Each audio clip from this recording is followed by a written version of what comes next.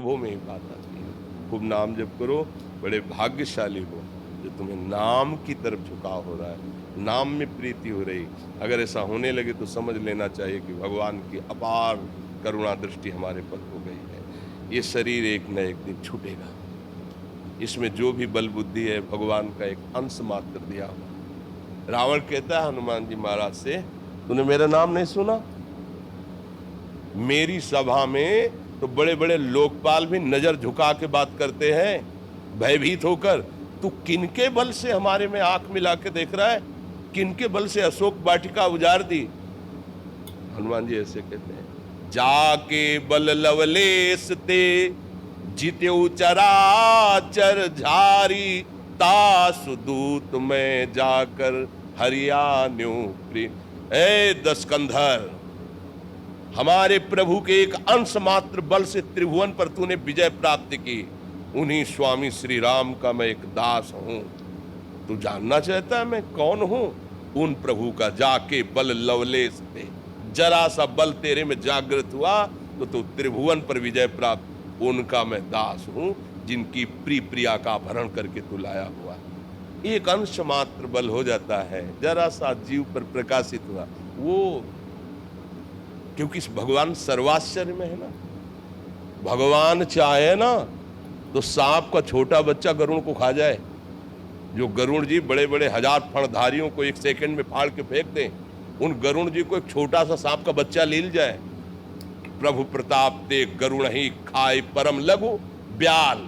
छोटा बच्चा भगवान जो जड़ को चेतन कर दे, चैतन्य को जड़ कर दे, ब्रह्मा को मच्छर बना दे, मच्छर को ब्रह्मा बना दे, मसकई करें बिरंची अजय मसकते असमर्थ। ऐसे प्रभु का जो नाम जब करते हैं शरणागत हैं, उनके लिए कोई दुर्लभ बात नहीं। इस संसार की क्या, त्रिभुवन में कोई उनके लिए दुर्लभ बात नहीं है। तो खूब नाम जप करो और बहादुर बनो।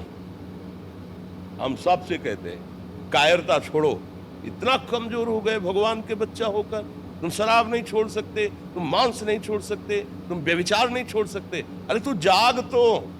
कई बार उदाहरण में बताया है, एक बार भेड़ चराने गया था गडरिया, तो सिंह का छोटा बच्चा, वो जानकार तो था नहीं, वो भेड़ों के साथ हो लिया।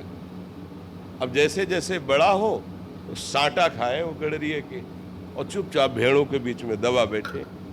एक बार फिर जंगल में गया तो सिंह ने देखा कि ये तो मेरा है और साटे खा रहा है गडरिया के।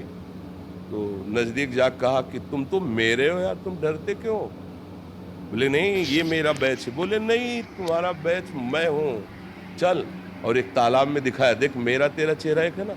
बोले हाँ। बोले मैं सिंह हूँ, संपूर्ण वन मेरी एक दहाड़ से कांपता है और तू मेरा बच्चा है, मेरा अंश है, और तू भेड़ों के बीच में रह रहा है, तू डरता है।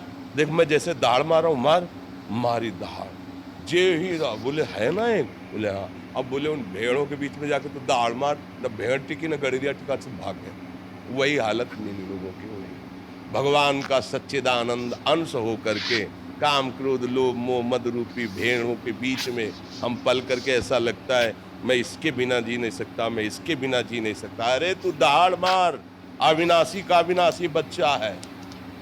काल भी तेरे ऊपर असर नहीं कर सकता, तेरे ऊपर। शरीर तो काल के अंतर्गत है, लेकिन तू अकाल है, तेरे पर काल विजय नहीं प्राप्त कर। तू उसी का अंश है जो परम सत्ता है। तो यही बात समझाने के लिए सारे ग्रंथ हैं, सारे पंथ हैं, सारे संत हैं जो एक साथ मिलकर समझाते हैं। तुम समझो, अपनी शक्ति को जागृत करो। तुम महान के बच्चे हो, कोई साधारण नहीं हो। हम लोग फंस गए, छोटे छोटे नशा नहीं छोड़ सकते, गंदी बातें नहीं छोड़ सकते। कैसी बात करते हो? एक आदमी सोच ले केवल कि मैं मरा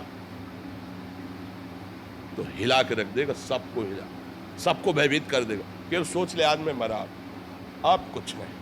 अब उसके सामने टिकना मुश्किल पड़ जाएगा, क्योंकि उसने मृत्यु का वर्ण कर लिया है और तुम अपने प्राण बचाना चाहते हो। तुम केवल सुख भोग की लालसा से गिर गए हो। अगर लौट पड़ो अपनी तरफ तो तुम बहुत महान बलशाली हो, भगवान को अधीन कर सकते हो। और क्या बात है? हम प्रेम के द्वारा, भजन के द्वारा अजित भगवान को अधीन कर सकते हैं। इसलिए नाम जप कीजिए और धर्माचरण से चलिए, तभी नाम जप प्रकाश लाता है। गंदे आचरण करने वाला वर्तमान में, पूर्व में गंदे किए हैं और नाम जब शुरू कर दिया वो महात्मा हो जाएगा? लेकिन वर्तमान में भगवान के विरुद्ध आचरण करे, धर्म के विरुद्ध, गुरुवाणी के विरुद्ध आचरण करे और सोचे कि फिर तो बड़ा गड़बड़ हो जाएगा। औषधि पारो तो परहेज से रहो, अभी भवरोग ठीक हो जाएगा।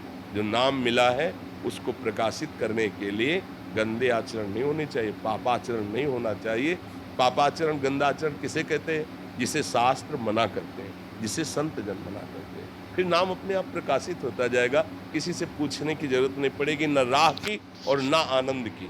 दोनों चीज आपको दिखाई दी, ये राह है और ये इसका आनंद स्वयं में, अनुभव में है। सविता जुनेजा जी, राधा वल्लभ श्री हरिवंश, गुरुदेव भगवान आपके चरणों में कोटि कोटि प्रणाम। महाराज जी, कर्म और प्रारब्ध में हमें ऐसा लगता है कि प्रारब्ध का पलड़ा ज्यादा भारी रहता है।